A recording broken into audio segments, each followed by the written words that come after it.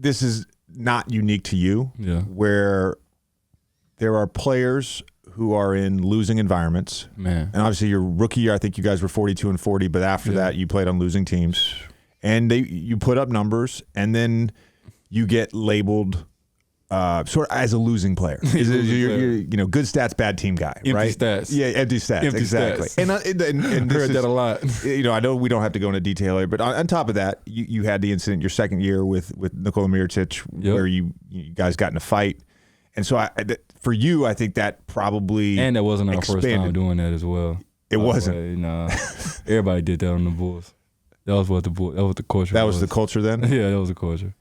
Yeah, everybody got into a little scuffle. Turk, by the way, Hedo Turkoglu was on the Players Tribune, the Knuckleheads podcast with Q Rich. Q and I played together as well. And Turk told this story.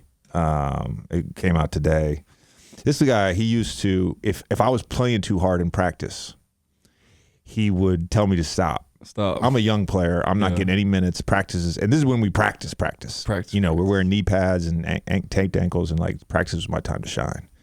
And so the first time he gave me a warning. First time he said, stop playing so hard, stop fouling me, whatever. He's like, I'm gonna fuck you up. Sound like a good vet. Yeah, and I was like, I didn't respond. And then the next time he caught the ball, he literally caught it, made sure I was guarding him, and he elbowed me in the side of the head.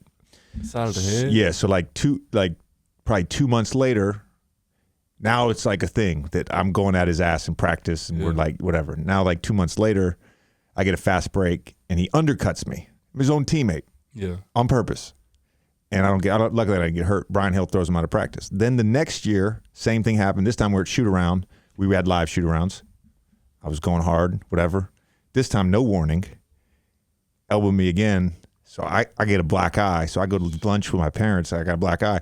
But like that was, I think that, I got scraps. I never punched anybody, but like Carlos Arroyo and I got into it one time. Brian, I think that was more common, and it never leaked back then. Yeah. Like now somebody gets into something, but obviously if a player gets hurt and hospitalized, it's going to leak. That's going to leak. Absolutely. And then, the social media had just started to take off big then too. Like when I first got into the league, even when I got drafted, I said like, fuck D Rose or something like old on my Twitter, and when I got drafted, it just went viral because I was a big time like Miami Heat fan, and I love the Heat. I love the Heatles. Shout out LeBron and them, by the way, too. Like that was one of my favorite teams as a kid, and I didn't like the Bulls because that was like their competitors, And then I got drafted by the Bulls, and I have all these old tweets about Pau Gasol and D Rose, and now these guys are my teammates. Like it was, you know what I'm saying? Like it was crazy, like crazy as hell. Like so, like the social media part definitely took off at that time and things like that, and it was just one of those situations where like me and him got into a little back and forth on the court. We going back and forth, this and that. I score, he score, I score, he scored, and then it was like me. And then he didn't like that, and then he ran up on me, pushed me, and this and that. But it was one of those things that definitely a life learning lesson for me, made me better as a person, better as a basketball player as well, because then after I came back from suspension, I really had to like show people like what my worth was and that I can really play. And it was like a blessing in disguise for real, because I got a chance just to go out there and just try to beat some adversity. But during the time, it definitely tarnished my name, tarnished my reputation, tarnished my image.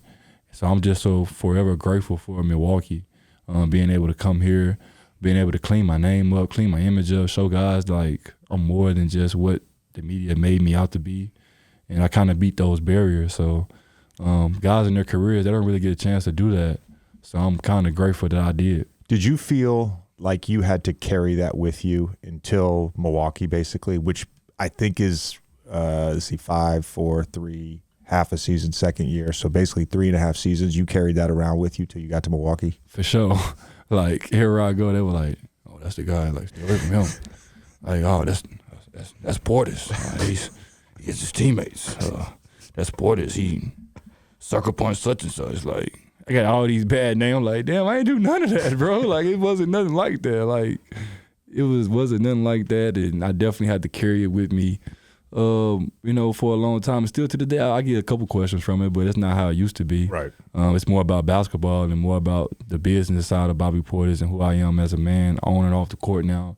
And, winning just makes everything better. Like, once we start winning, it made everything better for me. And forever grateful for the city of Milwaukee. Love that city to death, and it definitely changed my life on and off the court. Tommy, I don't know if I've told you this before, but it was when I was with the Ringer. So I don't remember if it was this season or the following season, because I know it was when I was with Philly. Yeah. And I was in warm-ups, layup lines or whatever. And this dude comes over to me and he's like, yo, let me come on the podcast. So you were still in Chicago at that point? I think I was in Chicago. Yeah. I was like, yo. Because it was when I was on there. Let me get on there, man. That's hilarious. That's crazy you remember that, bro. That's crazy. I remember everything, Bobby. I remember everything. We hope you had fun with us today. If you haven't already, please hit that subscribe button.